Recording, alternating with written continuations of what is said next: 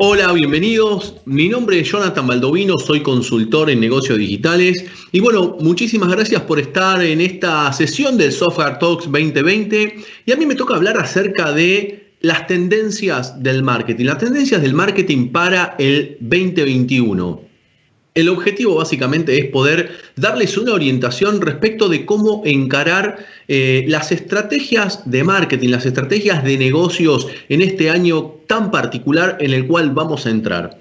Ahora bien, si ustedes esperan que les baje cuestiones relacionadas a tácticas específicas o a uso de herramientas, eso no va a suceder porque vamos a hablar de algo mucho más profundo. Vamos a hablar acerca de los cimientos dentro de la empresa, los cimientos del marketing. Sobre estos cimientos, ustedes van a construir las estrategias y las tácticas que vayan a desarrollar en el próximo año. Si ustedes desarrollan bien estos puntos, créanme que van a marcar una verdadera diferencia en el mercado.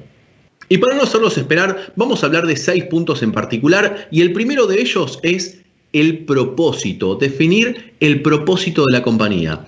Realmente existen muchos libros a la hora de definir el propósito de la empresa. Y cuando hablamos del propósito, estamos hablando de la razón del ser, del por qué existe la compañía, cómo la compañía contribuye a la sociedad. Recordemos que esto, más allá de tratarse de generar dinero, de generar ganancias, se trata de brindar un servicio a la sociedad. Y cuando nosotros entendemos eso, lo que logramos es la unidad en el equipo. ¿Por qué?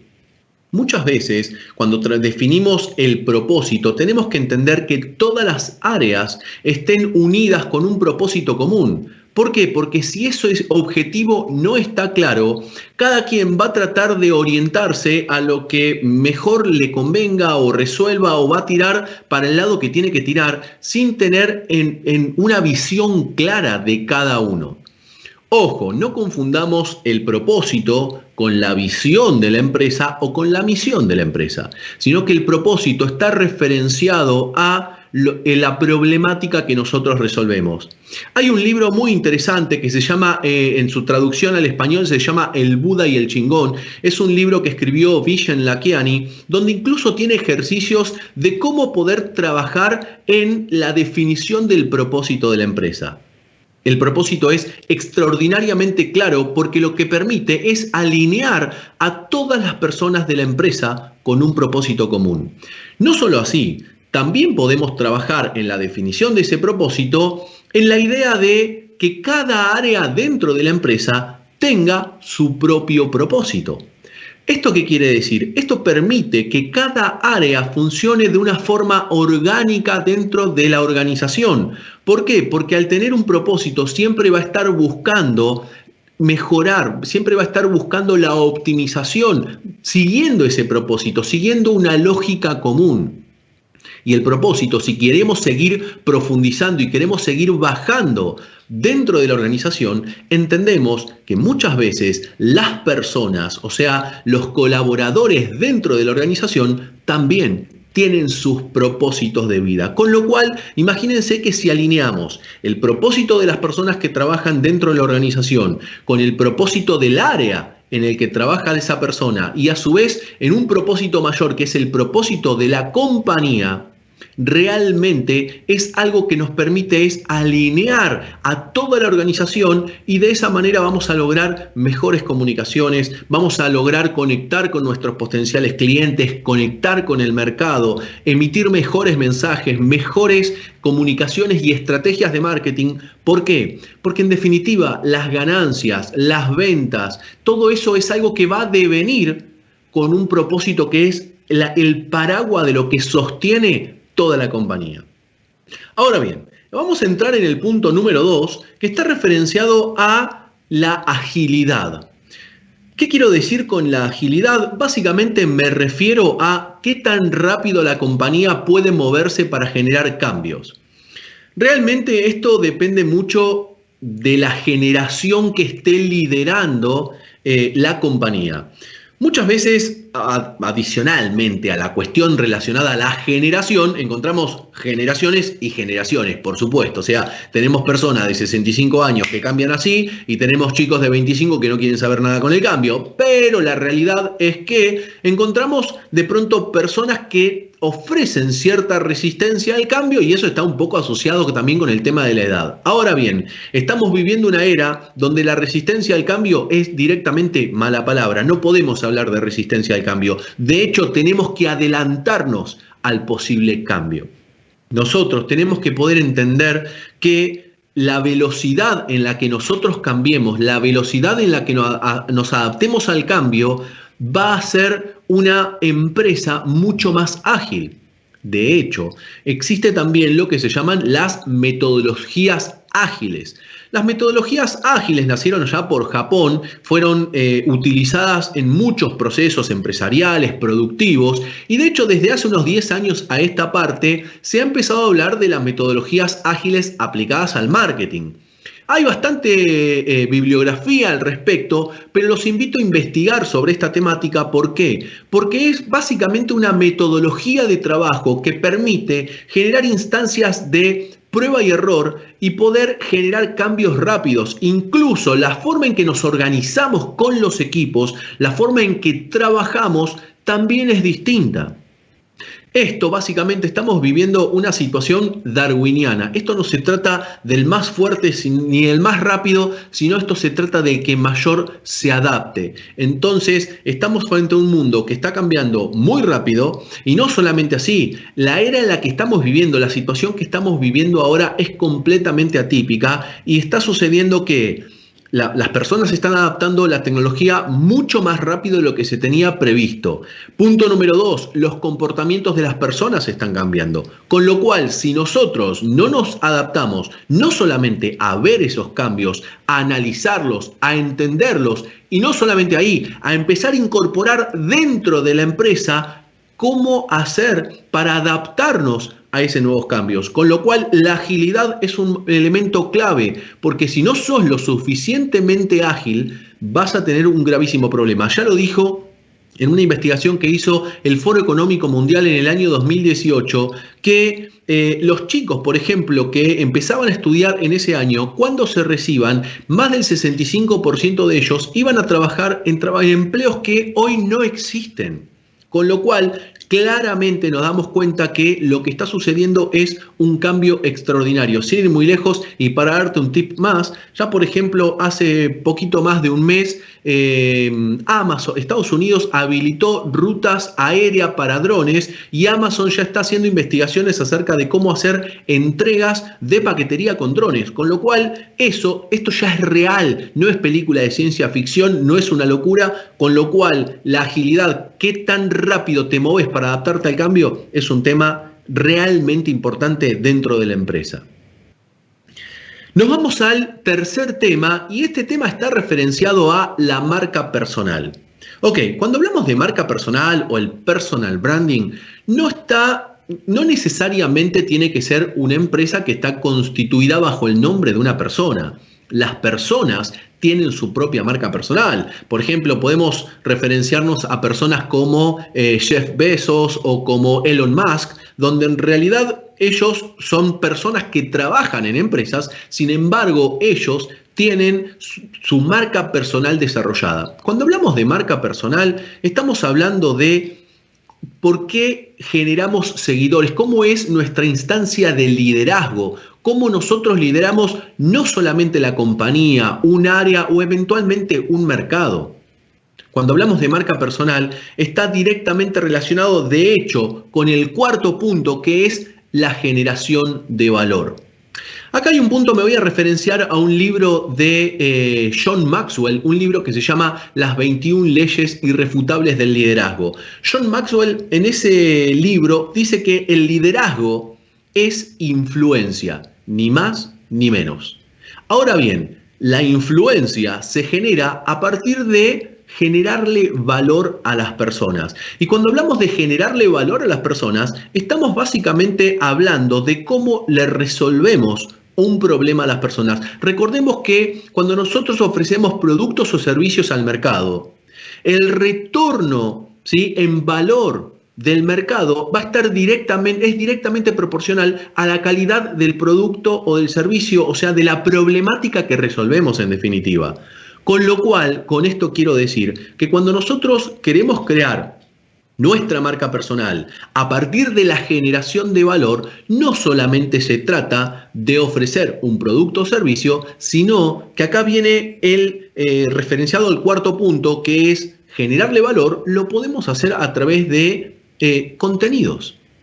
Hoy en día estamos viviendo, por ejemplo, la era del video, el video marketing. De hecho, hay una estadística que leí no hace mucho que más del 84% del tráfico online se estima para los próximos años se va a generar desde videos.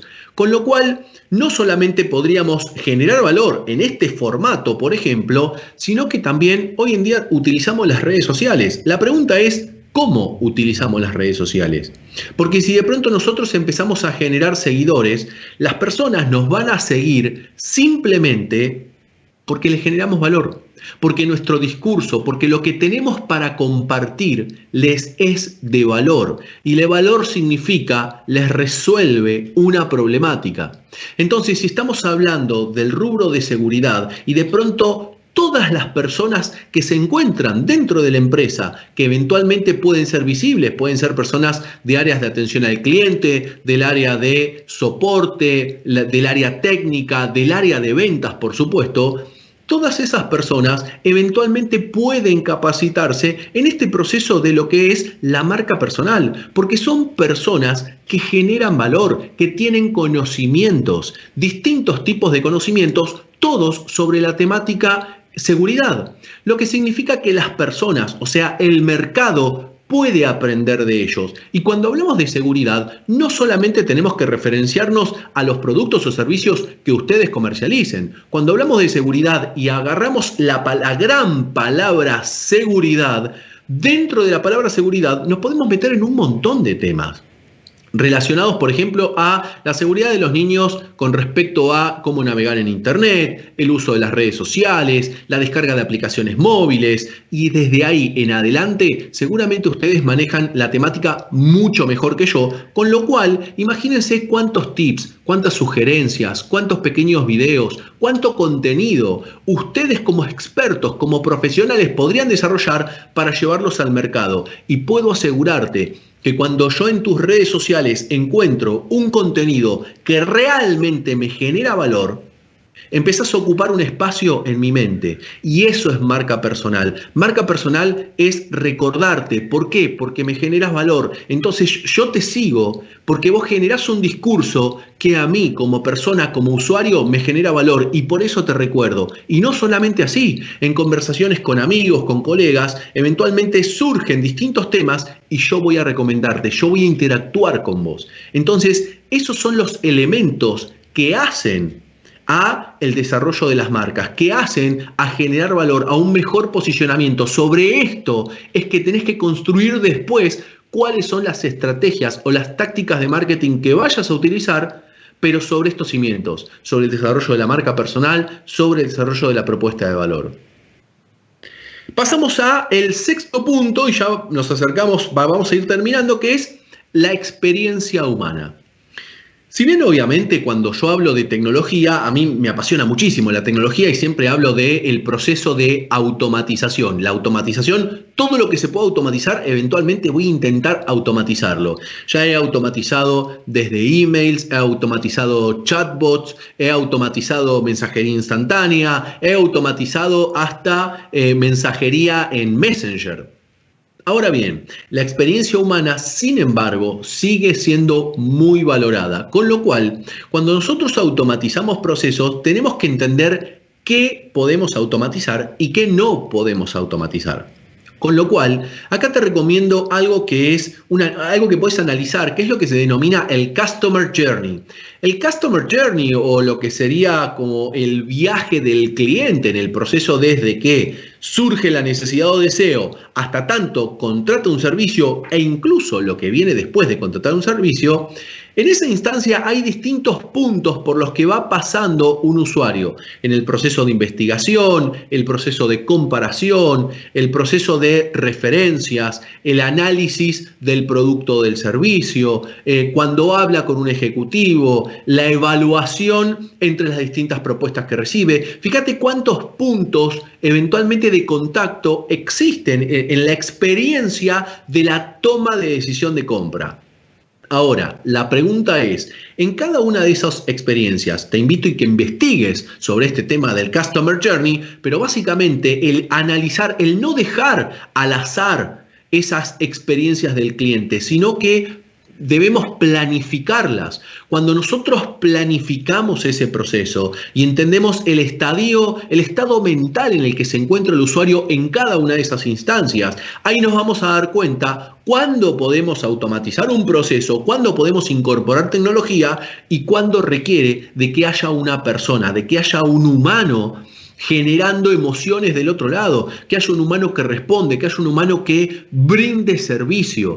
De esa manera generamos una experiencia mucho mayor, porque si en el proceso de compra, en el proceso de toma de decisión de compras, una persona tiene una duda, y esa duda no la puede resolver porque no encuentra a ninguna persona que le responda una pregunta, y eventualmente vas a perder esa oportunidad. Recordemos que las personas toman decisiones de compra cuando se sienten seguras. Las personas toman decisiones de compra cuando sienten que la decisión que van a tomar es la mejor decisión que pueden tomar dentro de sus posibilidades. ¿Con esto qué quiere decir? Que si una persona surge una duda, no importa qué duda, puede ser la duda más chiquita que exista, pero en ese momento es una duda. Y si esa duda no se resuelve de inmediato o no la puede resolver porque finalmente no pudo hablar con nadie, perdiste una venta. Lo que significa que hay procesos que puedes automatizar, pero sin embargo, la experiencia humana sigue siendo muy importante en los procesos de marketing. Por último, hablando de humanos, el talento humano. El talento humano sigue siendo importantísimo dentro de las empresas. Ahora, claramente, todo lo que vivimos relacionados al COVID, a la cuarentena, al tema del home office, hace la evaluación de que el talento humano no necesariamente tiene que estar localizado donde nosotros vivimos, donde operamos o donde tenemos nuestras oficinas. Hoy en día el talento humano puede estar completamente deslocalizado. Hoy podemos contratar personas que estén en cualquier parte del mundo. Ahora, lo primero que tenés que resolver ahí es romper el paradigma de la persona tiene que estar acá. No, la persona no tiene que estar ahí. Ahora, son paradigmas, son trabas que uno se pone, son ideales que uno crea en función a cómo trabajó toda la vida. Entonces, claramente, ese paradigma tiene que poder romperse para poder decir, voy a trabajar con una persona que está en Panamá, o está en Costa Rica, o está en España, o está en la India. Todo depende de lo que vos necesites. Sin embargo, contratar personas completamente deslocalizadas es un elemento importantísimo. Y ojo, buscar personas en las distintas áreas, atención al cliente, marketing, tecnología, y ahí dentro del mundo de tecnología entramos en desarrollos y entramos en mil cosas, con lo cual contratar recursos, hoy en día los recursos son globales, lo que significa que tenés que evaluar dónde te conviene contratar ese recurso. Entonces, para cerrar este punto, es extraordinariamente importante, por sobre todas las cosas, que vos aprendas a romper rápido paradigmas, a aprender, a adaptarte rápido al cambio. Y para cerrar, déjame decirte lo siguiente. Siempre que nosotros tenemos que cambiar, implica salir de la zona de confort. Seguramente el salir de la zona de confort lo escuchaste 50.000 millones de veces, pero déjame decirte cuáles son las 3 zonas que siguen después de la zona de confort. Cuando vos salís de la zona de confort, lo primero que sucede es entrar en la zona de miedo. ¿Sabes por qué entramos en la zona de miedo? Por lo siguiente, por una cuestión evolutiva. Imagínate lo siguiente. Imagínate que estás en el bosque hace 10.000 años. Son las 7, 8 de la noche, está empezando a oscurecer, vos estás buscando ramas para encender el fuego y de pronto escuchás un ruido. Ese ruido que escuchás, ¿qué es? ¿Es un conejo o es un oso? Lo más probable es que pienses que es un oso. Y es obvio, porque es un sentido de supervivencia. Si vos pensabas que era un conejo, muy probablemente si había un oso iba y te comía, morías, con lo cual como especie no podríamos haber evolucionado. Ahora, ¿qué sucede? Hoy en día no te va a comer ningún oso, estás en una zona segura. Sin embargo, nuestro cerebro en algún punto sigue siendo primitivo, con lo cual imagina siempre las peores situaciones que puedan suceder. Con lo cual, cuando vos entras en una zona desconocida, en donde vos no tenés el control, lo más probable es que tu mente juegue una partida en tu contra y vas a empezar a pensar lo peor. Por eso se llama zona de miedo. Pero sin embargo, tenés que seguir adelante, tenés que enfrentarlo. ¿Sabes por qué? Porque en la mayoría de los casos lo que sucede es que el miedo es tuyo. ¿Por qué? Porque estás en un lugar desconocido. Sin embargo, si sos emprendedor, si emprendés, sabés que vas a poder resolver ese problema. Con lo cual, seguir avanzando es lo mejor que podés hacer. Ahora bien, cuando vos pasás la zona de miedo, entrás en la zona de aprendizaje, lo que significa que empezás a aprender, empezás a analizar, empezás a investigar, empezás a estudiar, te empezás a relacionar con personas que te enriquecen. Y por último, tenemos la última zona, que es la zona de crecimiento.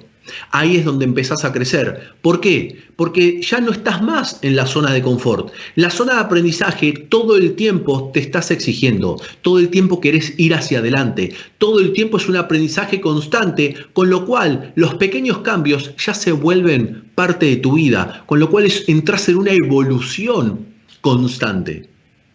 Estas son las sugerencias, estas son las tendencias de marketing que tenés que prestar atención al 2021. Pero ojo, dijimos que estos son los cimientos, con lo cual es importante que entiendas que las cuestiones tácticas, las cuestiones de herramientas, si es Google, si es un bot, si es Facebook, si son las redes sociales, si es un sitio, si es una aplicación móvil, todos esos son cuestiones tácticas. Pero si vos los cimientos, empezando desde el propósito, no lo tenés resuelto, vas a estar en un grave problema en el próximo año. Así que bueno, vamos a abrir por supuesto un espacio para responder a las preguntas que hayan surgido de estos puntos que estuvimos revisando.